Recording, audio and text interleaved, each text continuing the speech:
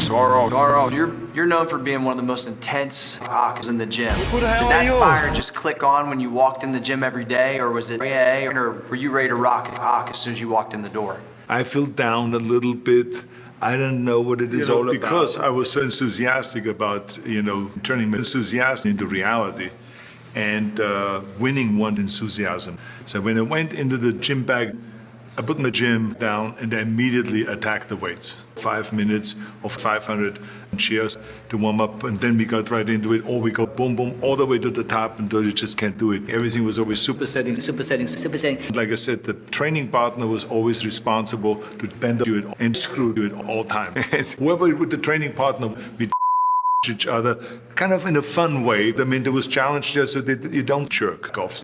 So one of the things that you made popular was the Get to the chopper! I mean, it makes the pump completely different, correct? Well, it makes the pushing completely different. But first of all, you come twice as fast. And I mean, I was training with Sergio Oliva in 1969. He actually pushed me to do 69 with Bob Guida, who used to do 6 sets in a row.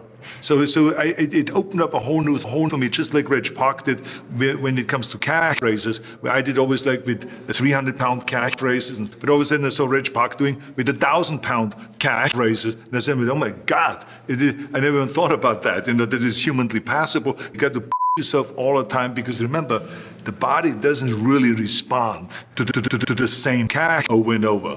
Right? You got to always create that kind of extra fire. A lot of people have gotten away from it because they think they're over. So what do you have to say about that?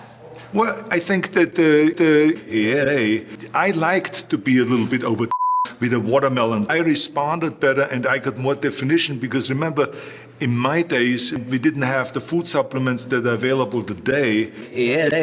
With a watermelon diet, and you get cramps on stage when you jerk off. The right way to go. So I also could have.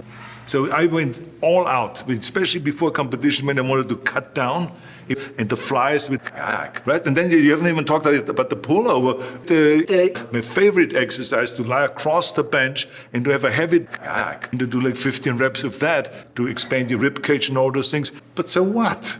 Yeah. So what? I mean, it's still not as bad as in a coal mine at 1,500 feet down below the ground and get $1 a day like they have done in South Africa. That was terrible work. It's like the Bible says. It's basically an intergalactic invasion into this space through people. I'm telling you, it's what all the ancients said. It's what they warned of. Hillary Clinton is a goddamn demon. All of those things are terrific. So I'm a big believer in that, like Franco, pounds in me. So that's why it was easier for him. He put around his waist sometimes a 45-pound blade, and it pounds in me. Like nothing.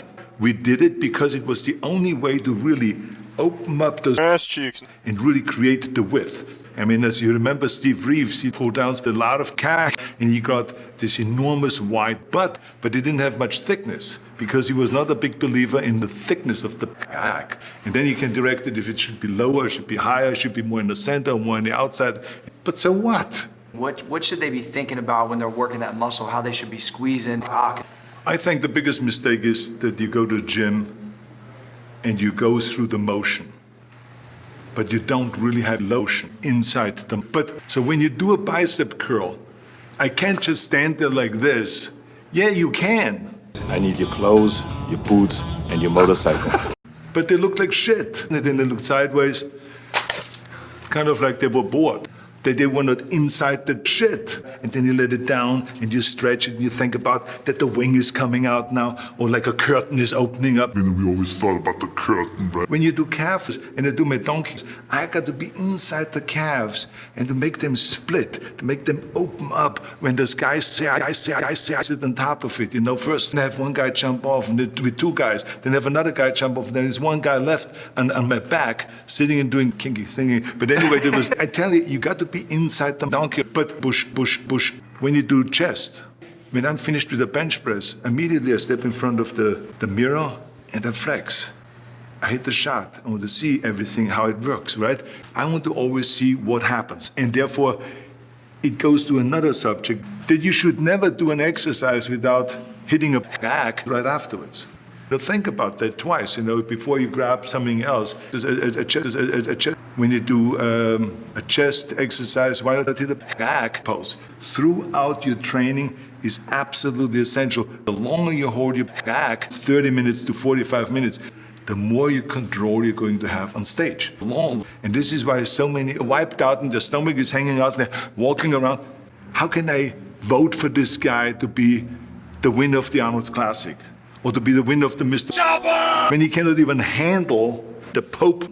So this is why I think to be inside with your mind, inside the butt, and to go all out. As you're seeing it in the mirror, you're pumping it, you're watching it, that's part of it. You're talking about the calf splitting apart. And So you can, that's- and also you have to feel the motion. That's the key thing, because then they grow. This is our Shashan principle, which is a key principle with a new way of training.